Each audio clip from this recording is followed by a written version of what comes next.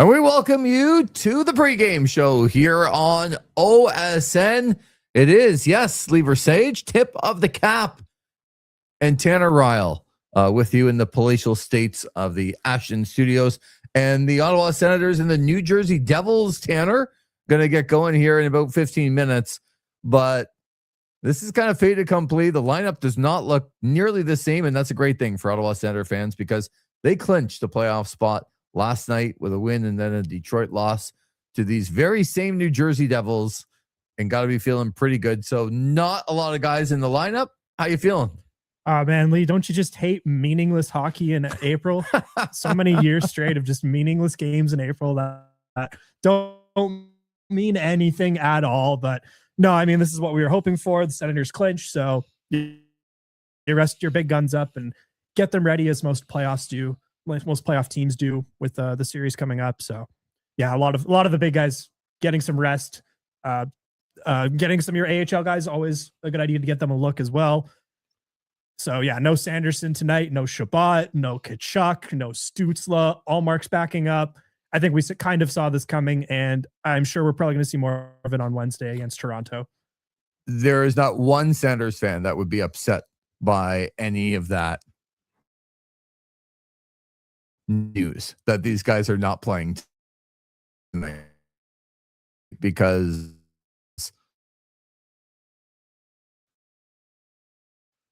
I mean, you know too much still as to what's going on with him. But again, I think you'd have to cut off his leg to miss a playoff game. Yeah, still looks to me like it was vertigo or something weird like that. I don't think there's any concern that it was long term. I know Friedman had that in his headlines last night, so I think he's going to be all right for game one. Yeah, maybe a stinger, maybe something like a slight concussion. But even if it's a concussion, it would be a slight one, and he'd be cleared in a week to play anyway. That's what I mean by like vertigo, just something weird, like a pressure point. Maybe the stick got him on the neck. There's a lot of weird ones in that area of the body. So it is what it is. But I think regardless, he was probably going to sit this one out. Even if he was healthy, it just doesn't make sense. Give him some rest.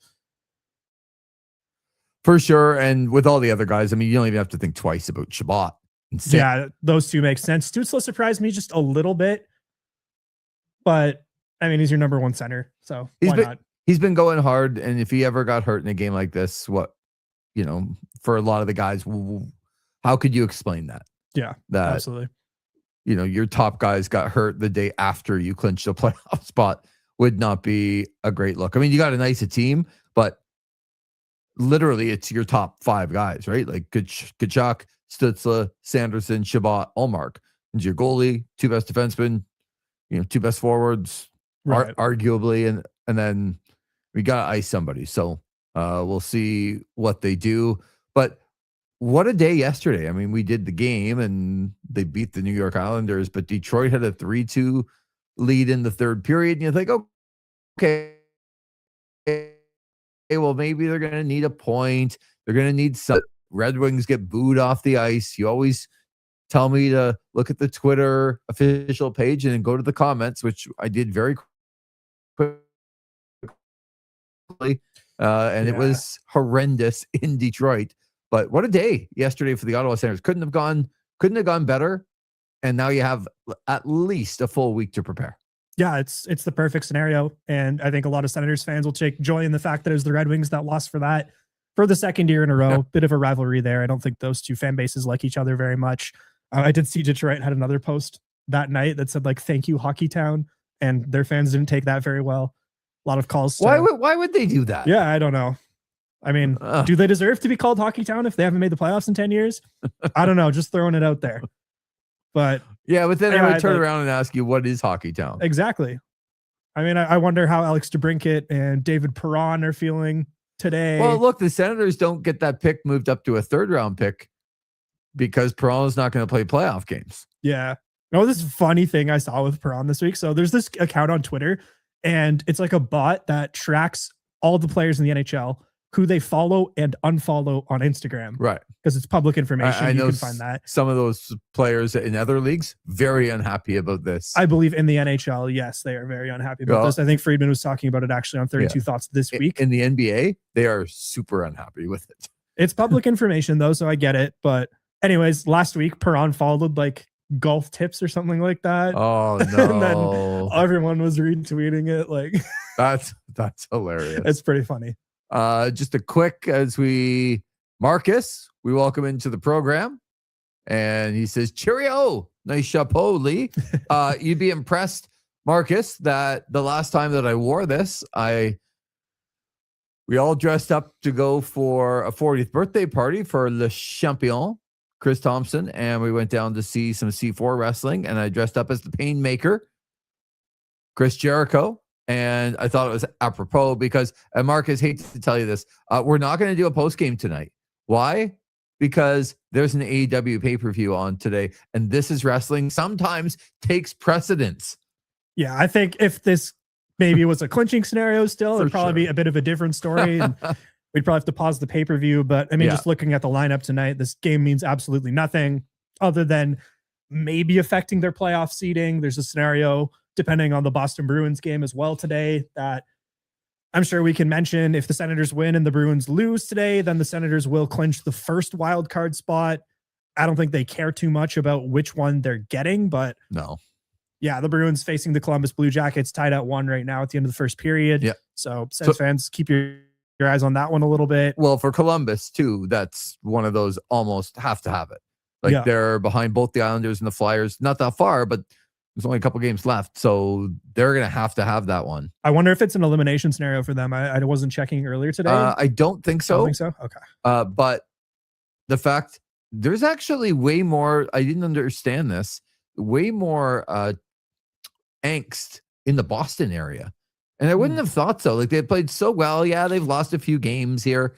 They're in the playoffs, but they've lost 5 in a row. And some of those fans, they are not happy about the way that the Bruins are heading into the playoffs. So they're a very strange team to me, because when I look at them on paper, I don't see a playoff team.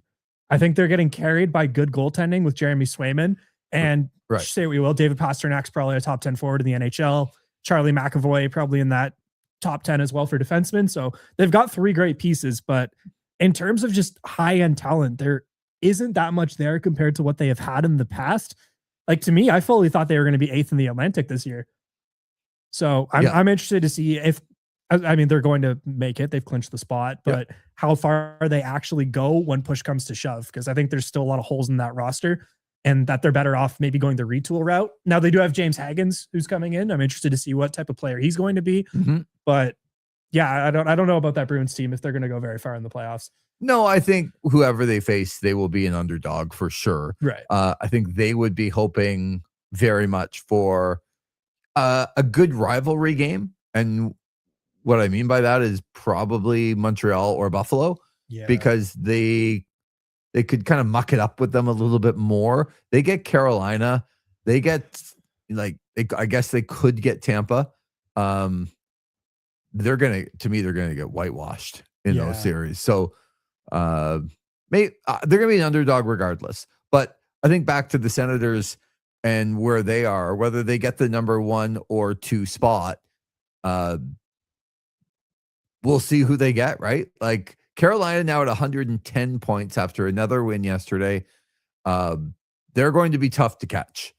Like, they're pretty close to clinching, I think. Yeah, they need a point. Yeah. If they can get a point, then they're going to be okay. Buffalo can get them even in points, but the Carolina Hurricanes, if they can get 1 more point, will clinch first overall. And that, for me, like this, first overall in the conference. Right. But this comes back to, I've had the discussion since last night with a lot of good hockey people. Some are saying, yeah, we think the Carolina matchup is the best matchup for the Ottawa Senators. I don't feel that way, but do you? I mean, we talked about it on the last show. Yeah. I think I like that matchup, but I am coming around more to the idea of Buffalo. I think that'd be a really fun series. So I think, Buffalo would probably be the better one, but I think it's closer than people think. Right. And I think where people get ahead of themselves is, well, the path through the Metro. And it's like, okay, but the very best team in the conference is first. Yeah. Like, that's the team that you have to beat. The team that's only lost 12 times in regulation on the road. The team that is like a plus 56 goal differential, that has the puck all the time, that shovels the puck to the net. They have, pretty good defensemen, and they insulate their goaltending very well. That's a tough team to beat in Carolina. And I mean, playoff experience goes a long way. We saw it last season with this team, and there are a few teams other than the ones that have won the cup in the last couple of seasons that have more experience than the Carolina Hurricanes. Say what you will about them getting swept over and over again in the Eastern Conference Final. They still made it to the Eastern Conference Final. And it actually kind of angers me that people, they want to go on like, well, this team like Buffalo, and I actually agree with this, but like Buffalo has no playoff experience. And then, Carolina, they always lose in the Eastern Conference Final. Well, yeah, how do you think they get there? Yep. They get there because they play really well in rounds 1 and 2, and they kind of overwhelm teams. So if I'm Ottawa, if there's a choice come Wednesday night, whether you try to win the game against the Leafs or not, I think tonight is just you go out there and you do what you can do against a New Jersey team that has kind of played teams tough here down the stretch. They obviously beat Detroit yesterday. They played decently over the last little while. I believe they're 5-4-1 in their last 10. So it's not like they're just tanking. No, Jack Hughes has been on a heater since the Olympics. Probably one of the best players in the league. He needs 3 points in the last 2 games to make sure that he is a point-a-game player throughout his entire NHL career so far. Impressive. Yeah. So we'll see if he can get there. Yeah, but the lineup the Senators are icing isn't the most impressive. Yeah. So Marlboro Man comes in and says, "I'm coming in hot." That's not the term that we use here, Marlboro Man, on this show. I just want you to tell you that. But what is with the hat? Well, a couple things. Marlboro Man already explained this on like a 15-minute show, so you are coming in hot. Number one, you're the one who said I needed a new hat. Did he? Yeah, he did. Which one do you have on? The pink one? A couple shows ago. No, the Ashton one. Well, because he's a Marlboro pub guy. Like, okay, right? He loves everything. North Gore, everything loves the Marlboro. Like, I get it. But he said I need a new hat. So then I've obliged and I have a new hat. And second of all, we already said Marlboro Man, no post-game show tonight. AEW, he was asking me, Marlboro Man, about WWE and all these questions. What? I know. Like, what company is Someone that? was telling me there might be a wrestling show on next weekend. I don't think there is. Yeah. He was asking if I'm a Brock or Oba guy. Who? And yeah, I know. Okay. You're playing coy here. But and asked me if I was UFC. I asked him if he watched AEW. He does not. So the last WWE show I watched was the Royal Rumble at Chris's house when we went there. And the last show I watched before that was last WrestleMania. Point being, here's a plug for some of the stuff that's coming up on OSN/This Is Wrestling. How about a live This Is Wrestling show on Tuesday night? How about that? Give a little Dynasty review, WrestleMania week. So yeah, we're gonna do a live show coming up on Tuesday. But the hat is sort of an ode to dressing up as the Painmaker Chris Jericho for a birthday event that we did last year. I haven't worn it since, but it's a magic hat.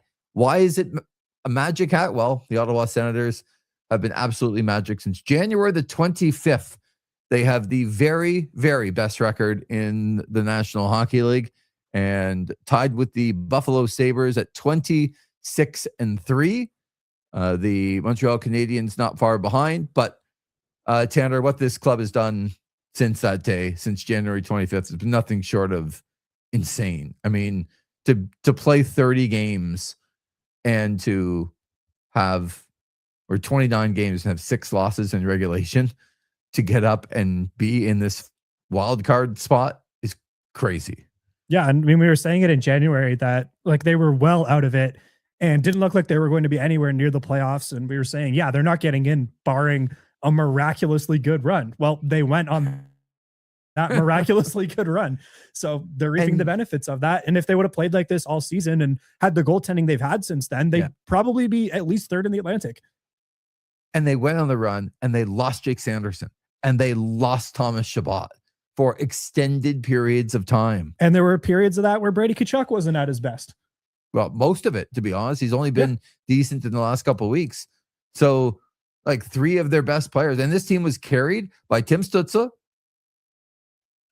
It was carried for the most part by a defense core that you almost couldn't name somebody at the beginning of the season to say that they would be on the team. Yeah, and Michael Amadio. Let's be honest here. Second most points on the team in that stretch. Yeah, I know. You love your Michael Amadio, Shane Pinto, poor cuz line, don't you? They're lining up tonight. That's one of the few lines that the Senators are keeping together. Well, you got to keep that together. Yeah, they're going to hit the ice here very soon against the New Jersey Devils. Again, Columbus fighting for their lives. They are 2 points behind the Philadelphia Flyers. And you got the Islanders 1 point behind them. Yeah. So the Islanders in action right now, early second period with the Montreal Canadiens. So for both of those teams, it's almost an absolute must win. And then we did see Sidney Crosby and Alexander Ovechkin today after we didn't see it yesterday. And I thought a nice touch by Dylan Strome. I don't know if you saw that.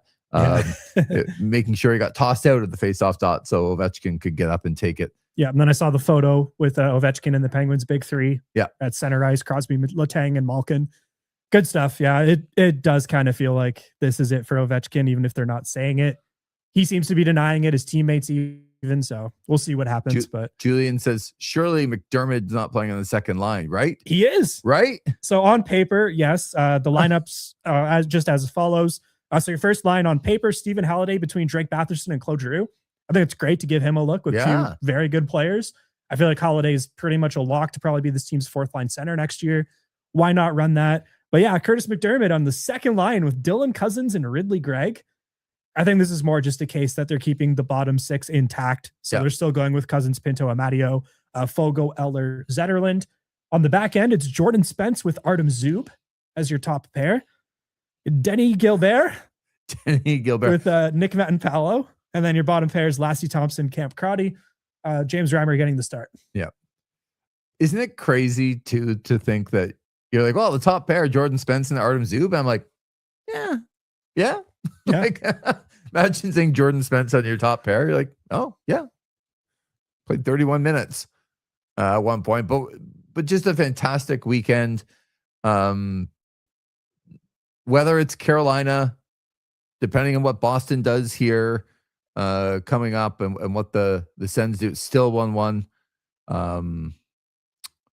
Depending on what teams do here, I don't know if you can look to the matchup yet, but man, oh man, to think that in a week's time, they get Sunday night, in a week's time, they'll probably have already played their first playoff game. Yeah. Hopefully we get the dates confirmed soon. That'd be pretty nice. Just a small thing from the Penguins game I'm seeing right now. So after the game, the team stayed on the ice to shake hands with Alex Ovechkin, and Ovechkin waved them all off because he didn't want to do that. Kind of hinting at, is he coming back? Maybe this isn't it. Another player hanging them up. I thought Kopitar's speech the other night was very nice. I was just going to say, and the respect that the Oilers had for his last home game after they just lost 1-0 was great. Everything about Anze Kopitar has been just a fantastic player. He'd be such a bigger star too if he played on the East Coast. Yeah, for the Ottawa Senators. No. They could have drafted him. Yeah. Just saying. No, they passed him up way back when, and I was at that draft. They drafted Brian Lee at the Westin Hotel. Now, to think that they were going to take Anze Kopitar, they probably weren't. They needed a defenseman at that point, but everyone thought they were drafting Mark Stahl. And when it came time to them where Stahl was not taken, we all like scurried to think, like, where's Mark Stahl in the hotel? Because it was a put together draft during the lockout, and they announced, and the Ottawa Senators were like, to select defensemen. Okay, we found Mark Stahl, Brian Lee from Minnesota High School, and everyone was like, "What? Yeah. Like, who is that?" Like, one of these guys. He wasn't even really projected to be a first rounder. They went way off the board with that. And yes, Anze Kopitar went a couple picks later. Feels like maybe a summer podcast if we're going to do one talking about some draft misses. That one would certainly be up there. See, I love those shows though. It'd be kind of fun. You know, we can't just disappear for a couple months and come back at the draft. Oh, I promise you. Well, all of a sudden we aren't disappearing anywhere, but we're going to have lots of good stuff throughout the summer. So as the game gets going, we will bid you adieu. And again, PJ, says you look like Slash. Well, what a compliment. And you know what? You know what I appreciate about that? PJ knows who Slash is. How old is PJ? I don't know. 10? Knows who Slash is. Who's Slash? Yeah, see. Okay. I know who Slash No, is. like, I know who Slash do you is. know? Yes, I know Okay. who Slash All right. is. I got to ask. The Brett Favre situation is really, it's hung up there. Okay. But we are sort of off to another venue to watch the AEW Dynasty show out of Vancouver. And so no post-game show, but we will be on. We're going to have a live Tuesday night. This is wrestling. We'll probably have a little bit of stuff during the week. And then Wednesday, they'll play the Leafs and maybe a playoff preview show later this week. We absolutely will have a playoff preview show. Plus, we're going to have some OSN playoff drafts. And oh, right. And I like it. We're a bracket challenge and probably a playoff draft pool. Yeah. As well for some of our listeners who are in very early. So yep, stay tuned. We'll have some details on that in our video. Maybe we'll do a community tab post, and yeah, everybody will get in on that. And that'll be, and then we're sort of pushing real hard to get a bigger push coming out on the weekend when the Sens will play their first playoff game. So enjoy the game, everybody. And you will hear from us throughout the week about playoff pools and bracket challenges and a playoff preview show and all kinds of different stuff. So for Tanner Ryle, Lever's Edge, this has been the pregame show here on OSN.